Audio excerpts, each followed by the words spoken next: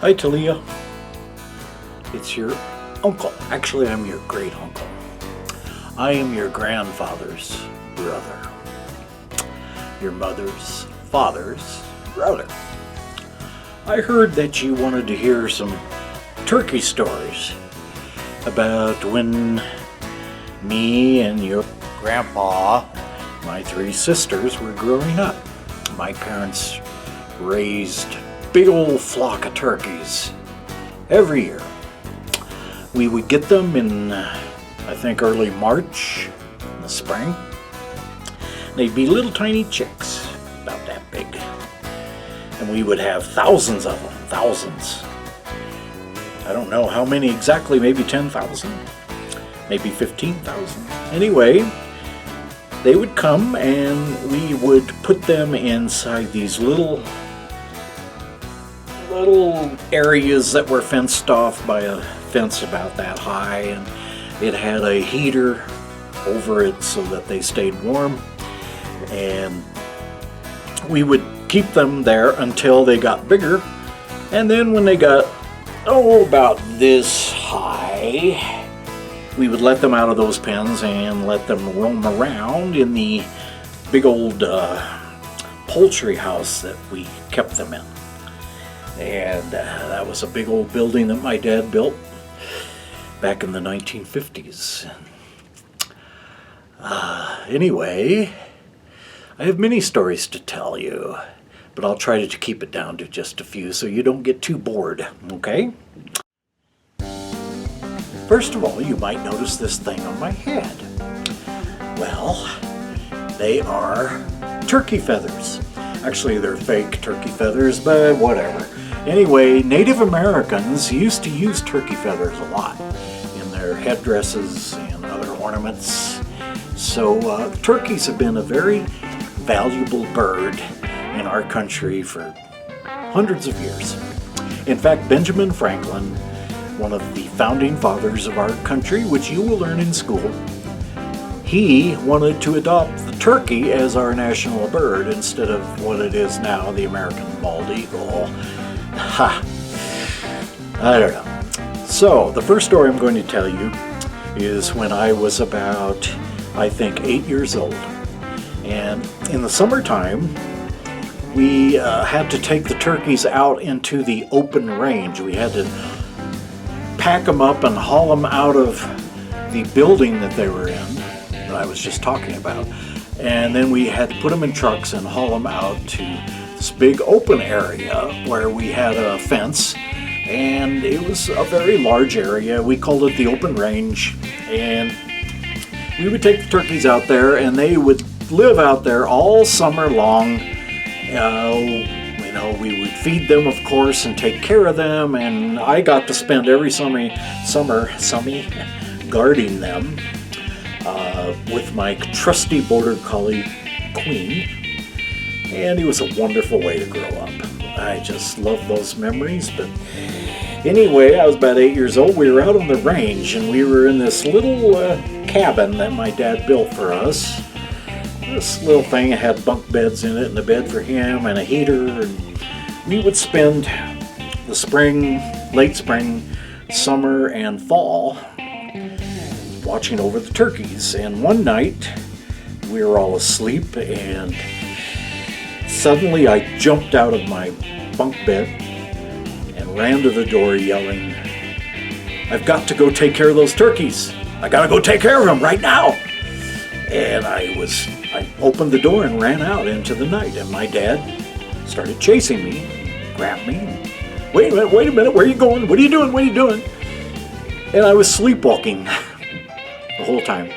And he took me back into our little cabin, and I went back to bed, and I didn't remember any of it. I was sleepwalking the whole time. It's just a dream. But I remember it vividly. Around that same time, I had a flashlight, and I shined it up into the night sky, and I remember thinking, and I'm only 8 or 9 years old, but I remember thinking, many, many years from now, that beam of light from my flashlight will still be traveling through outer space at the speed of light, which you'll learn about someday. And so I still think about that. And that was, oh my gosh, at least around 60 years ago. 60 years. And you're only 4? Well, I'll tell you another story. So, domestic turkeys are the turkeys that people grow so that we can have food. Wild turkeys, on the other hand, live out in the wild, and people hunt them sometimes and eat them, but they are a lot smarter than domestic turkeys. And I'll give you one story why that is. For example, a friend of mine and I used to take delight in throwing a stick up into the air when we were standing in the middle of the turkey flock. This would be out on the open range. Anyway, we would take a stick and we'd throw it up into the air. And the turkeys are constantly making noise all the time. Well, anyway, when the stick was up in the air, all of a sudden they'd all get quiet, like all 10,000 of them. They would just get totally quiet. And then when the stick hit the ground, they'd all start gobbling. All at once, all 10,000 of them. It was amazing. And I can just remember it like it was yesterday. Oh, those turkeys. Another story is that they were so dumb. I mean, domestic turkeys just don't have the brains that a wild turkey does. But when a thunderstorm would come along in the summertime, the turkeys would all pile up on each other in the corner of the fence area.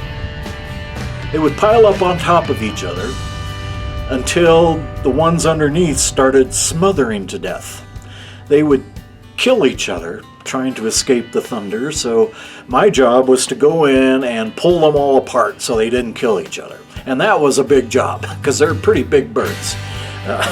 So I'll never forget that. And then they would scratch you and claw you and bite you. And they would also do that when we had to haul them out to the turkey range. When we'd put them in the truck in the early summer and take them out there, they would scratch you and bite you and peck at you and poop on you. Excuse me. That's right, they would poop on you. And that wasn't very fun. And that's not a very fond childhood memory. Anyway, I'm just talking about really how truly dumb they are. I have another story that I really regret, and my dad never found out about this as long as he lived, and I never told him. And until the day he died, he never knew about it. But anyway, my dad used to give me what's called a .22 caliber rifle. It's a gun. It's not a very powerful gun, but it's powerful enough to keep away the predators that would bother my dad's flock. You know, like foxes and hawks and eagles and even owls and coyotes and bobcats. And anyway, I had this .22 rifle, and I was carrying it around the range one day where all the turkeys were, and I was kind of fooling around with it, and I'd accidentally fired it, and I shot one of our turkeys, and the poor thing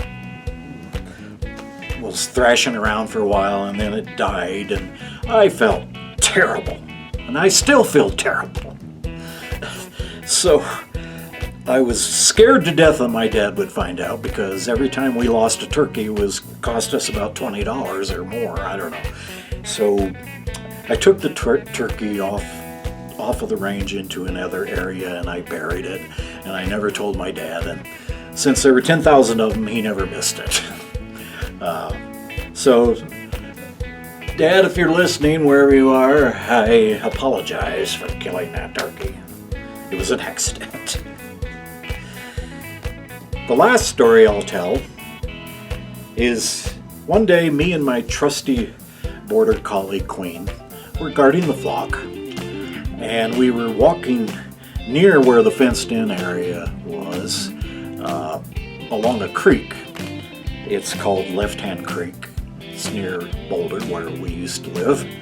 And we were walking along. All of a sudden, a rattlesnake crossed the road right in front of us. And it saw us, and it whipped around, and it coiled. And what that means is when a snake coils, it gets up in a little kind of a ball, and it has its head out, and it's going to strike you. Rattlesnakes are poisonous and very dangerous. So it coiled, and my dog Queenie started to go after it. I grabbed her. The snake uncoiled and took off so fast I couldn't believe it. In an instant, it was gone, and it was in the creek, swimming across the creek. And my dog tried to follow it and tried to get in the creek and fall. That, for some reason, I just remember that, and I love that dog so much. And we spent basically my childhood together, and she lived a long time. She died when I was about 24 years old. She must have been about 15, 14, which is very old for a dog. But anyway, I just wanted to share a few of those stories with you. They are very precious memories to me, and as I said earlier, it was a wonderful way to grow up, and I'll just treasure it the rest of my life. And next time I'm going to tell you a story about your ancestors, which you probably know very little about. Bye for now. Love you.